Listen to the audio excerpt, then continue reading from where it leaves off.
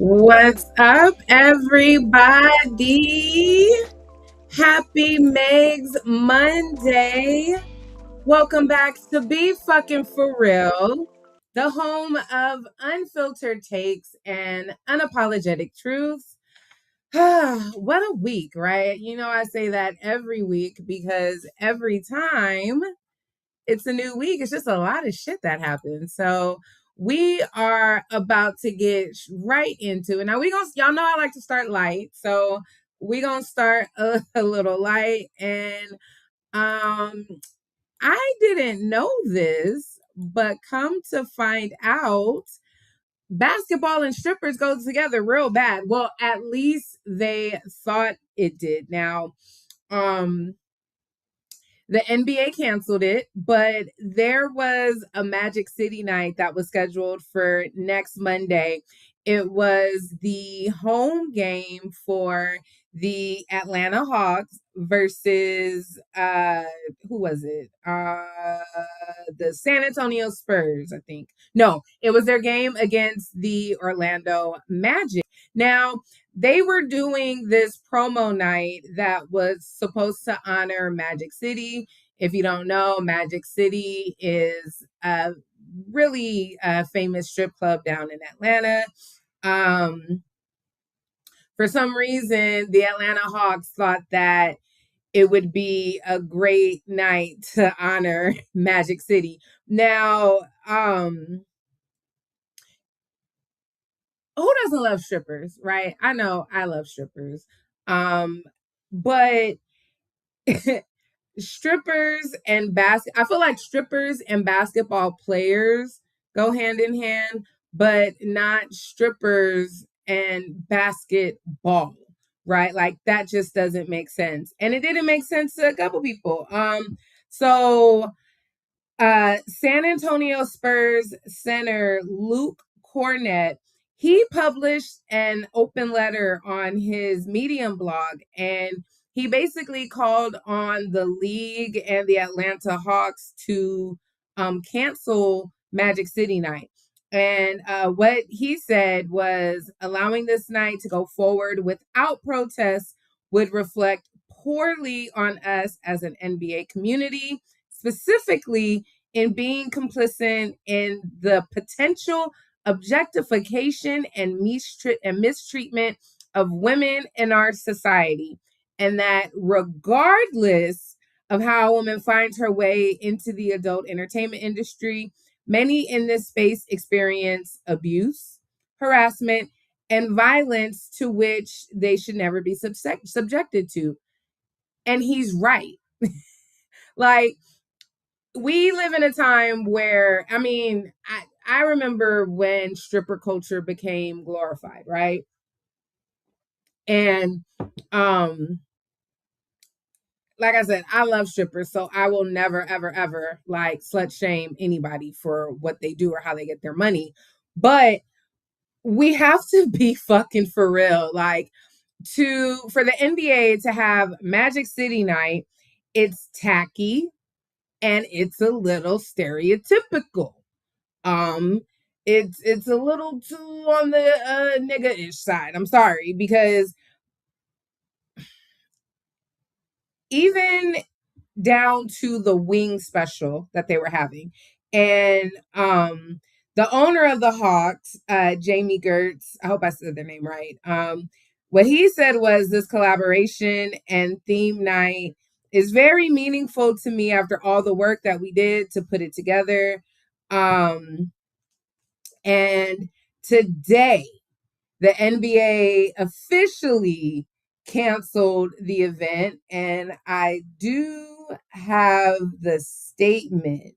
Yeah, so today they announced that they canceled it, and Adam Silver basically said, when they became aware of the event, they reached out to Hawks leadership to understand their plans and rationale.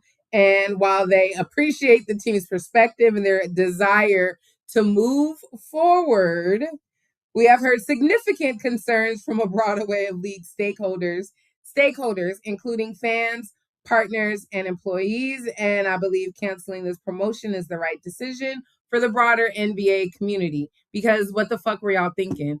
Um, it's just, and then the thing is that the stance was, they will not have the strip club dancers performing at the arena. So they were trying to position it as like this family friendly event. But again, um you can't market something as family friendly if it is celebrating sex work.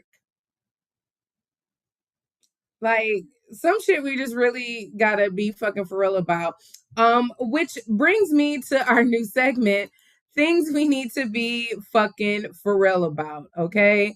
Um, First things first, I don't give a damn how many CEOs you make eat their burgers, okay? There is no amount of realization in how bad that their food tastes that is actually going to make them better their meat. So if you didn't see it, like all this last week, um McDonald's CEO, Burger King CEO, Wendy CEO, and then every fucking fast food CEO person basically wanted to take a video of them eating their burger. What started this was the McDonald's CEO took a bite of their new burger, and you could tell that he could taste the quality of what he is serving out in these streets. So let's look at these videos right quick of them eating this shit, because it's literally shit. All right, the moment of truth. That is so good. Not bad, right? Grill, amazing, absolutely wonderful. That's a burger. Well, This he is even exactly took 2 bites. the way a He was great like, hamburger should be. I'm gonna sell this shit. You got- And that's the thing. Like, these are millionaires. These are millionaires. Even probably some billionaires. I'm not sure, but they eat Wagyu burgers, okay? They eat top premium Angus beef burgers, if they even eat burgers, all right? So it's just funny because it's like, as the CEO of these fast food chains, like, they know what's in their food. They know how much meat is not in their meat, right? Like, they know they're serving slop. And the fact that they would still like take a bite of it to show like it's edible and that it's good to them, while you could see the struggle on their face that they had to like really eat the poor man's food compared to what they eat. It's just, it's so funny that we live in a world where rich CEOs will create a challenge of eating their meats with a straight face. Like, be fucking for real. They probably rinsed their mouth out with peroxide and went to a 5-star restaurant after just to clear their palate. But that's like the same thing with how McDonald's had caviar for chicken nuggets. First of all, chicken nuggets aren't even chicken, but to have caviar and to partner with this big caviar company, it's like, everyone knows how horrible the quality of food is, especially for McDonald's and Burger King and Wendy's.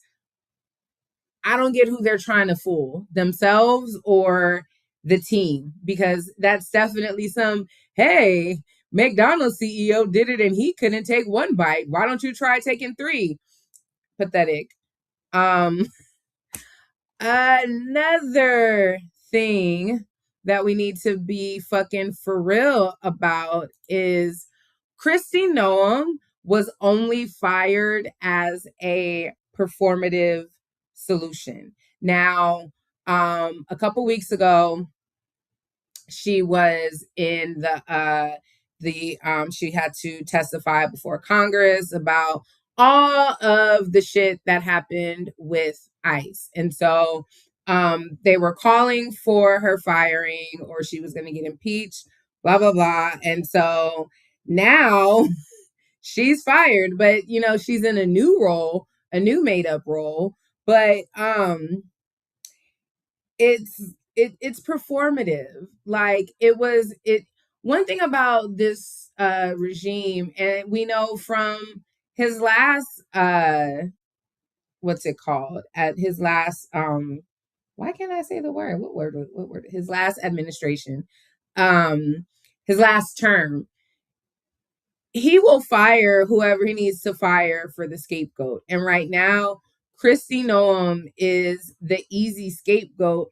But what's interesting to me is we're no longer hearing anything about ICE. We're not hearing about ICE. We're not hearing about deportations. We are not hearing about the next city that ICE is going to, or the National Guard. Like, we are not hearing shit right now. And another thing, like, we haven't heard shit about is the Epstein files. That's a whole nother story. But it's like, was this really a temporary solution? Or, are we not hearing about ICE and all that other stuff that goes on with ICE because the war is that much a distraction? We'll find out next time on the next episode of the US. Another thing that we need to be fucking for real about is we aren't hearing real news right now. Like, it reminds me of, I remember in Trump's first term when Kellyanne Conway was getting interviewed, and she actually got called out for lying. And she was like, I'm not lying. These are just alternative facts. And right now, we are living in a time where our news is a bunch of alternative facts. And these are the alternative facts that are the message that has been given from the top down. And when I say top down, it's the Trump administration, the message they want out there, and what they want mainstream media to talk about and stay cohesive. And if you think that it's bullshit, let's look at this wonderful montage that Now This News put together. This is a short-term disruption for the long-term gain. Short-term pain for the long-term gain. Short-term pain be for long-term gain. We're going to have some short-term pain with long-term gain. Short-term pay for a long-term gain. Some short-term pain, yes, but we've got some long-term gain. Short-term spike for a long-term gain. Some short-term pain for American consumers. We may have to deal with that in the short term. Short-term and temporary. Temporary, short-term pain. It's going to suck in the short term. Some short-term pain. Short-term pain. We have to focus on the short-term. Short-term. Short-term. Short-term. Short-term and long-term. Short-term blip. Hopefully this is a short-term pain. Short-term is highly outweighed of the long-term benefits. Some short-term pain for the long-term gain. Short-term sacrifice for a long-term gain. All right. So short-term pain for long-term gain, right? And okay, so what is that short-term pain? Right now, gas prices are going up. They've already started to go up since the war started. And that's because of Iran and their oil supply that is really impacting the world right now. And so it's like when one country's barrels get burnt up, then it impacts the world. Like, this shit is so complicated, I can't even keep up with it. But they're talking about, when they talk about short-term pain, they're talking about, whatchamacallit, like when actual soldiers are losing their lives, or the impact of war and what comes with it. And that's the issue, is that we have the way the media is ran now, it's like there's the message that has to be spread and it has to be cohesive. And it's kind of like that one band, one sound. But the problem is we're not getting real news. And I say that because I'm looking at international news online. And when I look at international news compared to the news that we're seeing, it's two completely different stories. And one of those different stories is that they saying we're not doing too good in this war right now. Like they are saying that we're not winning big, like they're telling us we're winning big. And the issue with that is, I mean, there's a lot of issues with that. For one, it's like you turn to the news because you feel like you want to be informed, like you want to be informed about what is going on, number one. But I did some research because I really wanted to get like a better understanding of how we're losing this war, right? And maybe it's just the beginning battles. Okay, I won't even say we're losing the war, but I will say, compare like what they're saying is that we went into this expecting to whoop Iran's ass, and they put up a bigger fight than we expected. That's the first part. They did, when I say they, I mean the US military intel, I guess you could say, that's like Hexit and whoever he got telling himself. Because remember, they fired a lot of top officials. So we don't even have people in leadership in our military at the top that have even been through this before. So one thing that they didn't expect is that Iran launched ballistic missiles and drones, and that they're hitting the military bases in their neighboring Gulf countries. They didn't expect that Iran would actually hit the countries that are within the Middle East and are kind of like their allies. Another thing that, and Al Jazeera reported that Trump and them underestimated Iran's capacity and willingness to absorb those blows. And they didn't even anticipate the weapons they had. And they didn't anticipate that because most of their stuff was underground and was under radar, and they had no idea.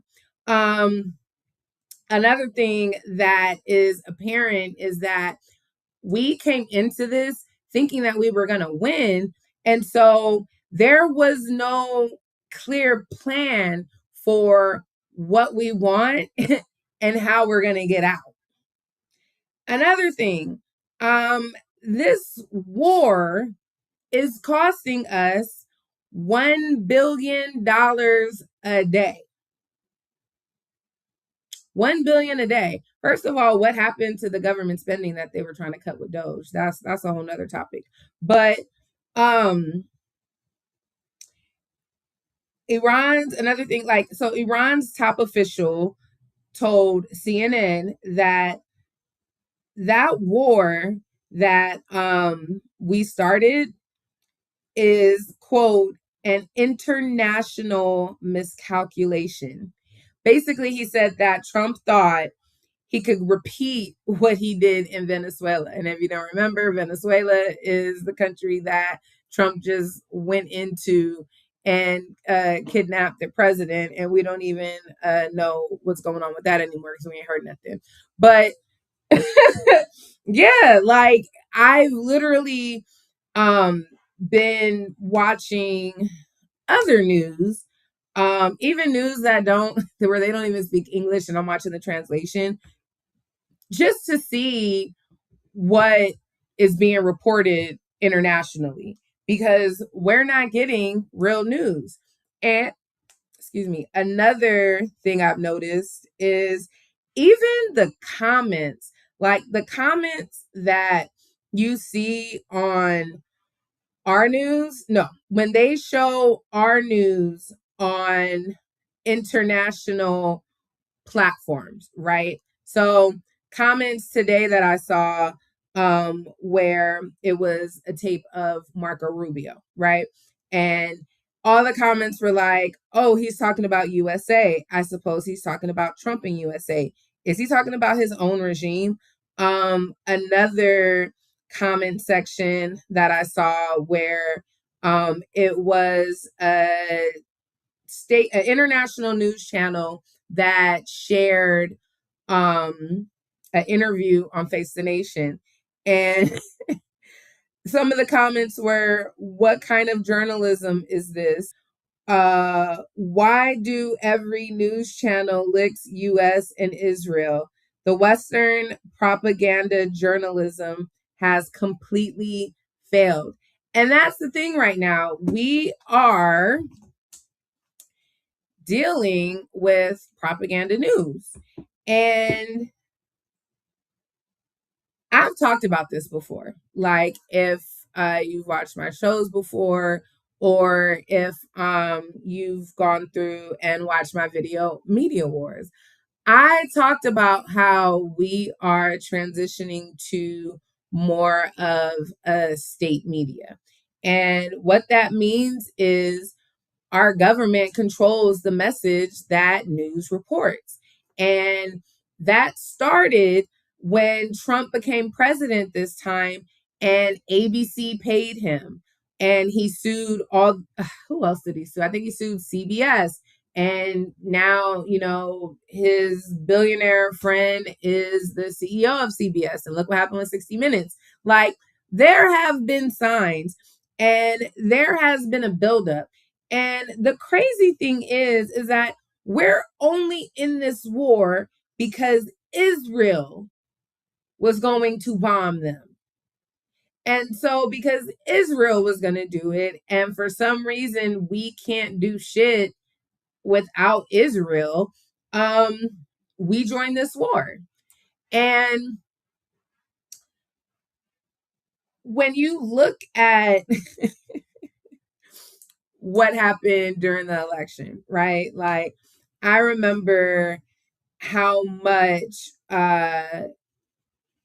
people were saying Kamala was going to put us in the war, and Kamala was going to be still be in cahoots with Bibi and all this stuff. And it's just crazy how everyone knew what was going to like. I don't want to say everyone knew. Leftists, the 92%, the people that actually paid attention and voted for Kamala, we knew that war could be a potential thing, right? And there were so many people that said, oh, Trump isn't going to bring us into war. Trump isn't going to do this. Trump isn't going to do that. And look where we are now. Like just last week, I talked about all the places he's bombed without congressional authority. And now we are in a war that we're damn near losing. If we're not losing the war, we're losing a lot of money on this war, and we're not going to be out as fast as we thought. So that's why there's this ongoing message of temporary pain, long gain. And even when you think of like that temporary pain, right? Like, I'm a millennial. I've lived through wars. Okay. I remember when Bush went before Congress to get permission for the Iraq War. I remember he had to campaign on that for a while. Like it wasn't just 9/11 and boom, he just went to go bomb Iraq. Like he actually followed the protocol to get permission and the budget to go. And the crazy thing is that this Congress that we have won't even vote to vote on it. Like that's how wrapped around Trump's finger Congress is. And You know, even the way he went about bombing. Like, there are U.S. citizens right now that are stranded in war zones. And they were given a phone number to call to be able to, a phone number from the State Department, where they were given to call. And it was supposed to give them information on how to get out and make arrangements. And the message said, hey, if you're calling to get out, we're not helping you. Word is we possibly have a draft coming. And even when you think about, you know, a draft and the possibility, like when they talk about the 7 soldiers that passed, one thing they say is like, oh, well, it's a casualty of war, or that happens during war. We may lose more. Like, they're talking about these soldiers and these people that are putting their life on the line for our country as if it's like, whatever. They're soldiers. That's what they're supposed to do. And it's like, yes, people for the military sign up to protect the citizens of this country and the rights of the people of this country. It doesn't mean that we should have a reckless president that just chooses to send them wherever the fuck he pleases. And to talk about their sacrifice so callously and cold-hearted, it's offensive and it's embarrassing. And even when they talk about the rising gas prices, you know, affordability, which Trump thinks is a fake leftist word,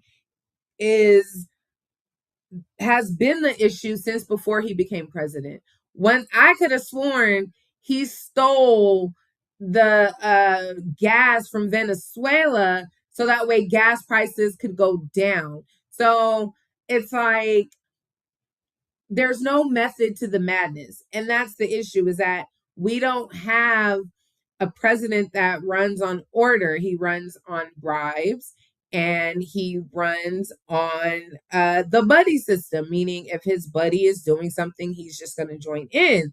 And there needs to be like a hierarchy in who gets drafted and who has to go to this war, right? Like, hear me out. Here's what I think.